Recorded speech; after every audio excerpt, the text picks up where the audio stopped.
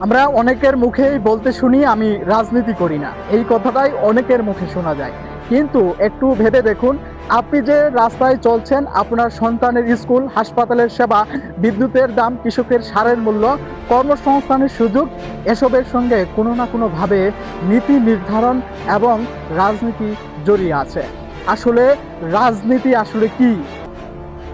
সহজ ভাষায় রাজনীতি হলো সমাজ ও রাষ্ট্র কিভাবে পরিচালিত হবে সেই সিদ্ধান্ত গ্রহণের প্রক্রিয়া। কিন্তু বাস্তবে আমরা রাজনীতিকে প্রায় শুধু নির্বাচন, মিছিল, দল বা ক্ষমতার লড়াই হিসেবে দেখি। কিন্তু কেন?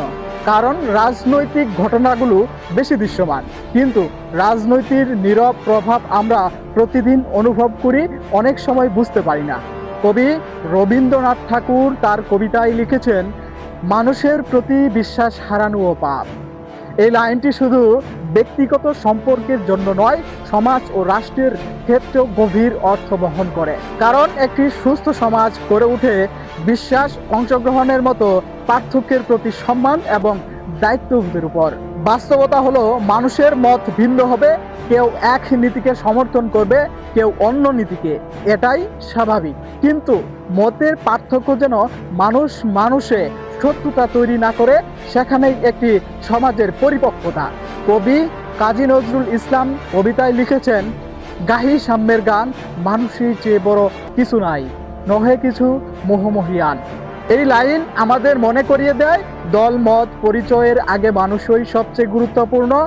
ইতিহাস বলে রাজনীতি সমাজকে এগিয়ে নিতে পারে, আবার বিভক্ত করতে পারে। এটি নির্ভর করে আমরা রাজনীতিকে কিভাবে দেখি, শুধু প্রতিদ্বন্দ্বিতা হিসেবে নাকি জনকল্যাণ ও দায়িত্বের একটি মাধ্যম হিসেবে। জীবনের সঙ্গে মিলিয়ে দেখুন, একটি পরিবারও ছোট একটি সমাজ, যেখানে আলোচনা হয়, মতের সম্পর্ক হয়, সিদ্ধান্ত নেওয়া হয়, দায়িত্ব ভাগ করে নেওয়া হয়। রাষ্ট্র অনেক বড় পরিসরে এই কাজ করে, তাই রাজনীতি থেকে সম্পূর্ণ আলাদা থাকা প্রায় অসম্ভব। কারণ এই সিদ্ধান্তের প্রভাব কোনো না কোনোভাবে আমাদের সবার জীবনের সঙ্গে জড়িয়ে পড়ে। জীবনের একটি গভীর বাস্তবতা হলো, ক্ষমতা আসে, ক্ষমতা যায়, নেতা আসে, নেতা বদলায়, পরিস্থিতি আসে, পরিস্থিতি বদলায়। কিন্তু মানুষ চিরকাল একই কিছু জিনিস চায়, শান্তি, ন্যায়, নিরাপত্তা, সুযোগ এবং মর্যাদার সঙ্গে বেঁচে থাকার অধিকার।